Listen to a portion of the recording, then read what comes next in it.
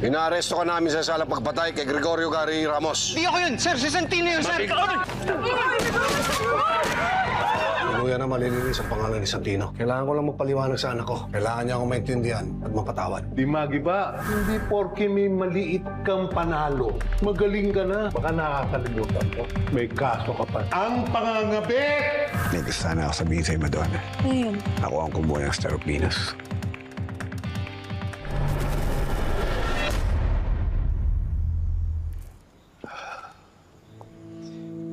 Alam ko mali yung ginawa ko. Pati ikaw.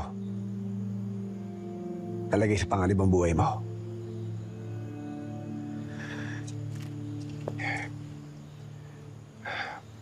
Kaya sana kahit paano maunawaan mo ako. Pasensya ka na kinakailangan ko yung gawin kasi gusto ko may mangyari sa buhay ko eh. Gusto ko guminawa ang buhay namin.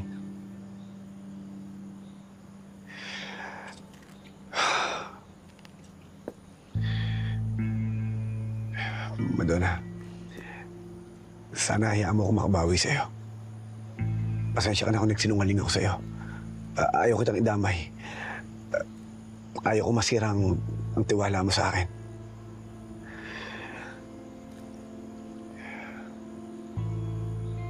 Sana patawad mo ako. Pero bilib din ako sa'yo na itago mo yung kina Don Facundo. Huwag ka mag-alala. Hindi ko nakukunin yung diamanting yan. Kung mapapakinabangan natin, mas mabuti. Totally, isang grupo lang naman tayo. Salamat. Dahil naunawaan mo ako.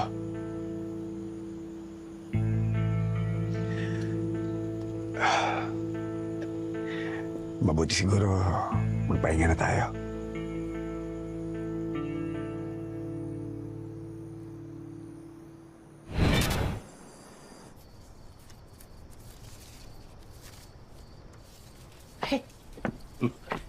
Total, malaki-laki na ang kinikita natin sa pagbebenta ng mga vitamins. Bumili naman tayo ng mga bagong gamit dito sa bahay. Magpa-carpet tayo. Tsaka, aircon. Bilan mo naman ako ng aircon. Tsaka yung yung sopa natin. Palitan natin ng bago. Yung may ginto. Matagal ko nang gusto yun. Sige na. Tart.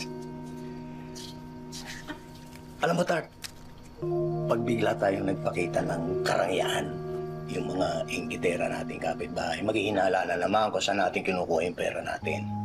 Di ba ganyan nga nasisilipan yung mga politikong biglang yaman? Oh.